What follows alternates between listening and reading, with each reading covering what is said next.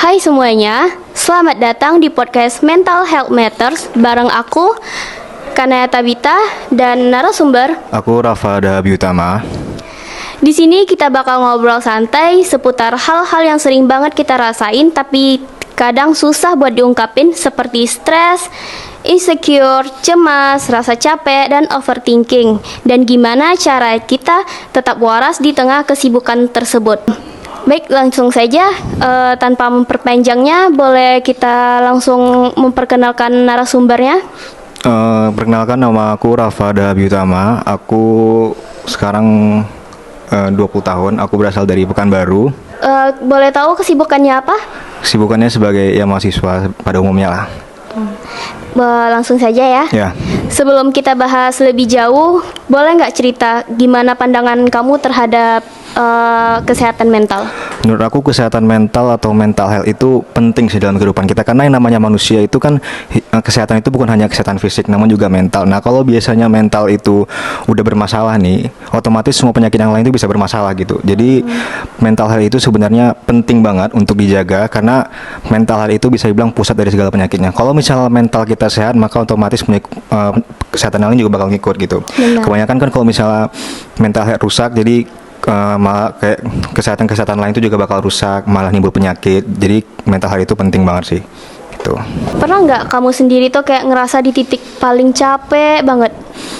Kalau di titik paling capek sih pernah ya, karena kan sebagai pengidap bipolar disorder itu semua orang nggak bakal pernah ngerti.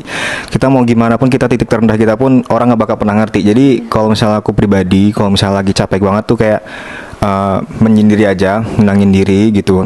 Terus yang penting bisa fokus sama diri sendiri, karena aku mau misalnya kayak bisa dibilang capek banget nih gitu. Aku tuh nggak bisa kayak misalnya harus nunjukin sama orang misalnya aku capek, karena menurut aku orang-orang nggak bakal ngerti sih sama diri kita sendiri. Jadi yang paling bisa ngerti itu adalah diri kita sendiri gitu. Terus gimana cara kamu mengatasi ketika ngerasa down gitu?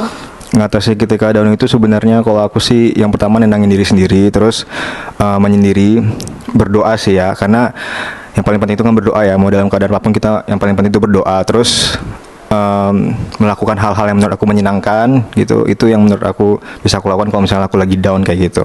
Nah, dari pengalaman kamu sendiri nih, hal yang paling penting yang kamu pelajari soal menjaga kesehatan mental itu apa? Menjaga kesehatan mental itu penting banget ya. Seperti yang aku bilang di awal tadi, kalau misalnya mental kita udah rusak, maka penyakit-penyakit lain itu juga bakal datang gitu. Jadi yang paling penting itu adalah mencintai diri sendiri, itu yang paling penting. Terus jaga tidur, karena kalau misalnya tidur kita juga bermasalah, otomatis mental itu bisa kena dari cara kita tidur gitu. Kayak misalnya kayak contoh kayak yang pertama tadi kan mencintai diri sendiri. Kita tuh harus bisa menerima diri kita sendiri. Karena kalau misalnya kita ngerasa kita kayak selalu insecure, kita merasa kita nggak pernah percaya diri, kita ngerasa kita kayak nggak pantas lah akan sesuatu. Jadi itulah yang membuat mental itu datang gitu.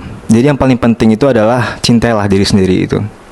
Nah, selanjutnya kalau ada pendengar yang baik, kalau kamu lagi capek, apa yang pengen kamu sampaikan ke orang di luar sana?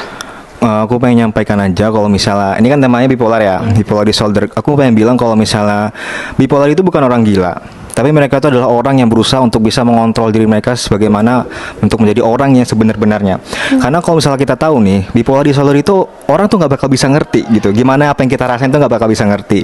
Jadi yang paling penting adalah kalau misalnya kamu punya teman bipolar nih, kamu sayangin dia, kamu hargai dia, karena orang bipolar tuh hanya butuh tempat untuk mereka tuh bisa bercerita, tempat untuk mereka tuh untuk menyampaikan opini, itu yang dibutuhkan oleh mereka. Jadi sekali lagi bipolar tuh nggak gila, mereka tuh hanya berusaha untuk menjadi orang yang normal untuk bisa menjalani kehidupan sehari-hari gitu. Oke, terima kasih Kak Abi. Ya. Nggak kerasa ya udah sampai di akhiran obrolan kita hari ini. Banyak banget hal yang bisa kita ambil, mulai dari menjaga diri sendiri, lebih peka sama diri sendiri, dan pentingnya punya lingkungan yang saling mendukung. Benar. Nah, buat kamu yang lagi berjuang, ingat ya, kamu nggak sendirian. Nggak apa-apa kalau hari ini belum baik-baik saja. Yang penting kamu tetap berproses ke depannya.